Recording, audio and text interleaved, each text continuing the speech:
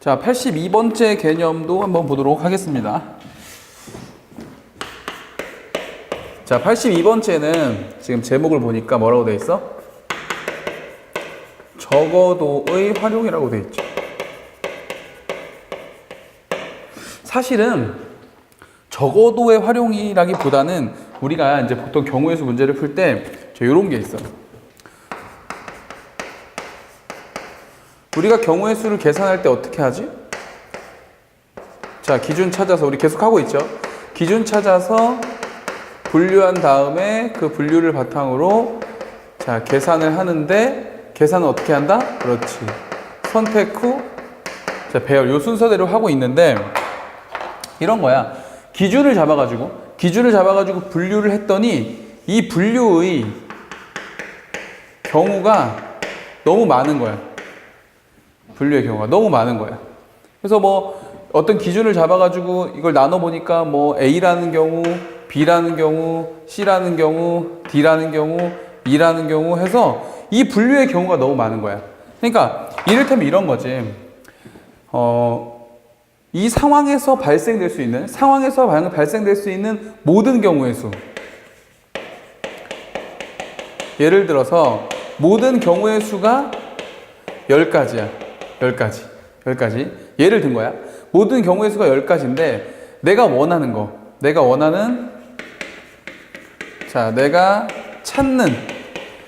찾는 경우가 예를 들어 9가지야. 생각해봐. 이 문제에서 나올 수 있는 전체 경우의 수가 10가지인데 그 중에서 내가 찾고자 하는 경우의 수가 8가지인 거야. 그러면 생각해보세요. 누가 이거 8가지를 구하겠어? 그죠? 8가지 안 구하고 차라리 어떻게 하면 돼? 그치? 이 전체에 있었던 이 가지수에서 8가지를 제외한 나머지 몇 가지? 그죠? 나머지 2가지를 제외하는 게 훨씬 더 빠르겠지? 네. 그런 걸 우리가 뭐라고 얘기하냐면 여사건을 활용한다고 얘기해. 자, 요건 예를 들은 거니까 지울게. 자, 여사건이라고 얘기해. 무슨 말이냐면 내가 원하는 경우의 수를 구하려고 계산을 해봤더니 실제 경우가 너무 많아. 차라리 이 경우가 아닌 경우, 나머지 사건은 우리가 여사건이라고 하잖아. 여사건의 경우의 수가 더 적어. 내가 원하는 것보다 여사건의 경우의 수가 더 적은 거야. 그럼 차라리 어떻게 하면 좋다고? 그렇지. 차라리 전체 경우에서 여사건의 경우의 수를 빼는 게 훨씬 더 계산하기가 좋다. 요 말은 이해가 가죠. 자, 지금 적어도를 하는 게 아니라 전체적인 내용을 설명해 주는 거야. 자, 다시요. 우리가 경우의 수를 구하는데 뭐라고? 우리가 경우의 수를 구해야 되는데 구해야 되는 경우를 분류를 쫙 해봤더니 이 분류의 경우가 너무 많고 오히려 그렇지 않은 내가 원하는 것이 아닌 게 오히려 더 조금인 거야. 그럼 차라리 어떻게 하면 된다고? 그지? 전체에서 요거를 빼버리는 게 훨씬 더 좋다 이 말이지. 자, 그럼 왜 제목이 선생님 적어도예요? 자, 왜 적어도냐면 우리 경우의 수 문제 중에서 이 적어도라는 표현이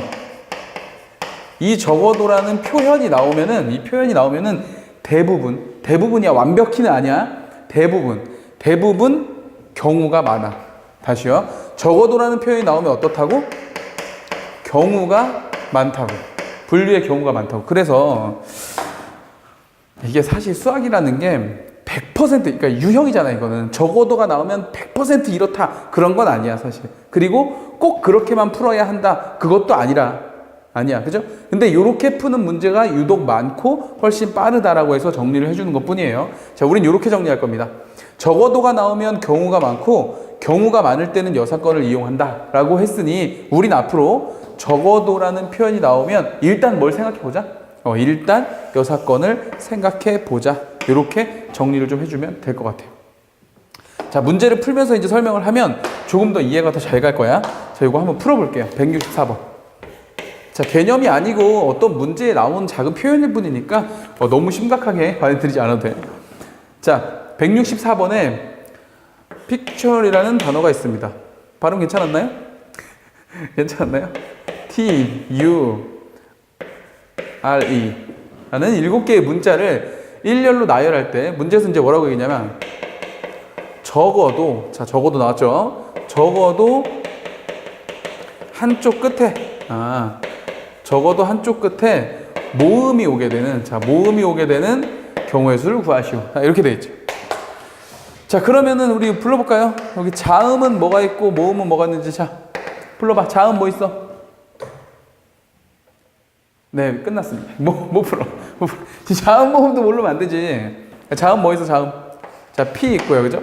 C 있고, 그 다음에 T 있고, R 있고, 그죠? 모음은 뭐 있다? 모음은 I 있고요, 그 다음에 U 있고요, E 있고. 자, 이렇게 됐죠. 자, 이렇게 자음과 모음이 있어서 7개를 내가 배열을 할 거야. 근데 지금 문제에서 나한테 얘기한 건 뭘 얘기했냐면은, 한쪽 끝에, 적어도 한쪽 끝에 모음이 오래. 얘들아, 적어도 한쪽 끝에 모음이 온다는 얘기는 한쪽 끝에 모음이 온다는 얘기가 아니지. 자, 생각해봐. 내가 뭐랄까, 축구 승부차기를 한다. 진짜 승부차기를 내가 10번 할 거야. 10번을 딱 찰 건데 내가 얘기하는 거지. 야, 나는 적어도 한 5번은 넣을걸? 그럼 내가 몇 번 넣는다는 얘기야? 그죠? 5번 넣는다는 얘기가 아니지. 적어도 5번 넣는다는 얘기는 5번 이상 넣는다는 얘기지. 5번, 6번, 7번, 8번, 9번, 뭐 이렇게, 그죠? 그러니까 이것도 마찬가지죠. 적어도 한쪽 끝에 모음이 온다는 말을 먼저 이해를 하고, 아, 적어도 한쪽 끝에 모음이 온다는 건 한쪽 끝에만 모음이 온다는 걸 수도 있고, 뭐 이렇게 올 수도 있겠지? 아니면 양쪽 끝에 모음이 올 수도 있고, 이런 얘기 아니야? 맞죠? 근데 여러분 생각해봐. 어차피 자음하고 모음밖에 없는데 지금 문제가 나한테 원한 건 이쪽이 모음, 이쪽이 자음, 또는 이쪽이 자음, 이쪽이 모음, 또는 양쪽 다 모음. 그럼 나머지 남은 게 뭐밖에 안 남았어? 그죠? 나머지 남은 게 이쪽도 자음, 이쪽도 자음이고 요거밖에 안 남았잖아. 그러니까 이거 3개를 구해도 돼. 이거 3개를 구해도 되는데, 자, 아까 뭐라 그랬죠? 상대적으로 여사건의 경우가 훨씬 적죠? 이거 하나밖에 없으니까. 그치? 그래서 우린 차라리 어떻게 하겠다? 전체 경우의 수에서 여사건, 자음으로 끝나는 경우의 수를 빼겠다. 그러면 얘만 남지 않겠느냐라는 게 우리가 이번 개념에서 배우는 적어도의 활용이다. 자, 정리해보고 문제 바로 답 내보죠. 일단 7개를 배열하는 거니까 전체 가능한 경우의 수는 당연히 7팩토리얼이 되는 거고, 이 7팩토리얼에서 뺄 거다 이거지. 뺄 거다. 누굴 뺄 거다? 앞에 자음, 뒤에 자음 오는 거. 그러면 당연히 여기에는 몇 개? 그렇죠. 5개가 오겠지? 총 7개였으니까. 자, 그럼 이렇게 기준 정했으니까, 자, 경우의 수 구해보죠. 자음 먼저 고릅시다. 하나, 둘, 셋, 4개 중에. 자음 4개 중에 2개를 골라. 자, 골랐으면 뭐 한다? 상황 설정. 자, 잊지 말고 선생님이 가르쳐 준 대로 해야 돼. 4개 중에 2개 골랐어. 2개 골랐으면 이제 상황 설정해야 되니까 여기다 뭐 넣으면 되죠. 곱하기 뭐?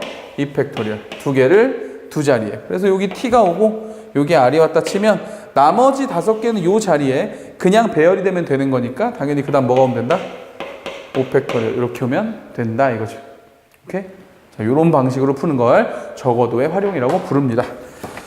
됐지? 165번 한번 볼게요.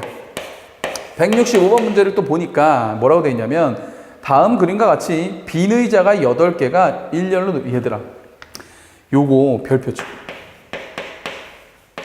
빈 의자가 8개가 놓여 있다 그랬거든? 그런데 이거 지금 그림 보면 의자가 다 어떻게 생겼어? 지금 다 똑같이 생겼죠? 대답해봐. 다 똑같이 생겼지? 빈 의자 8개라고 했는데 지금 문제의 8개 의자가 다 어떻게 생겼어? 똑같이 생겼잖아. 맞니? 이거 우리 눈에 똑같이 보인다고 해서 똑같다고 판단하면 안 돼. 절대 안 돼. 이거 실수야. 알겠어? 이게 의자가 똑같은 거냐 서로 다른 거냐가 나오면은 요 앞에 분명히 표현을 해줘. 서로 같은 어쩌고 저쩌고 이런 말을 꼭 써준다고. 그럼 이제 여러분들 이렇게 얘기하지. 에이, 그러면 이거 솔직히 서로 같은이라는 말이 지금 없으니까 서로 같다고 볼 수 없지만, 아, 막말로 서로 다르다는 말도 없으니 이거 다르다고 할 수 없는 거 아닙니까? 맞아요. 맞아. 지금 선생님이 하고 싶은 얘기는 뭐냐면, 그렇게 여러분 판단대로 아, 의자가 똑같이 생겼다 혹은 똑같이 안 생겼다 이렇게 판단하지 말라는 얘기야. 무슨 말인지 알겠죠? 자, 읽어보자.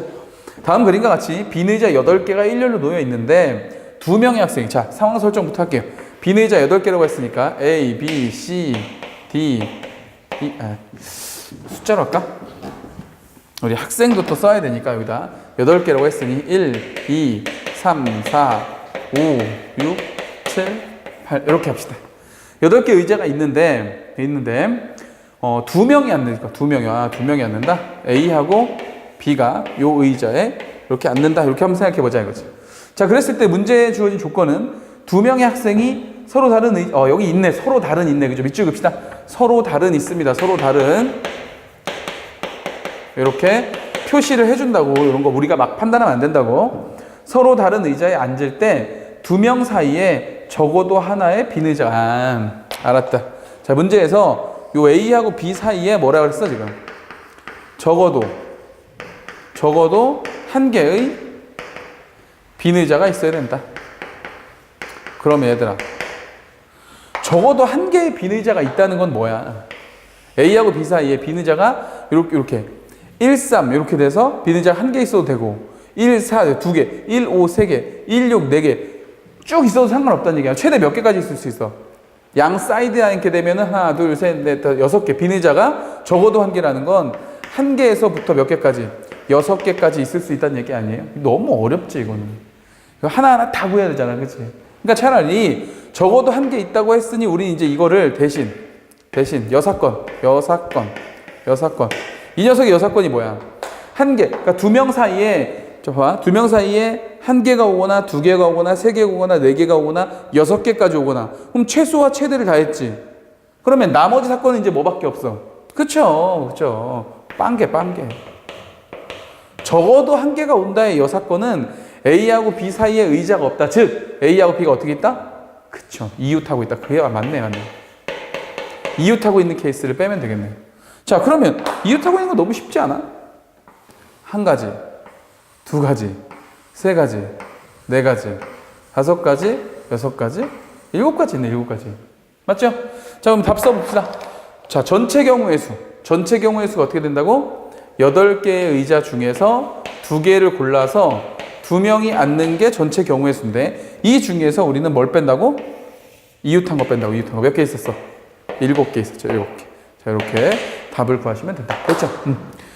자, 적어도가 나오면 우리 경우가 많기 때문에 뭘 이용한다? 네, 전체에서 나머지 사건, 여사건을 빼는 쪽으로 연산을 해본다. 이해가시죠?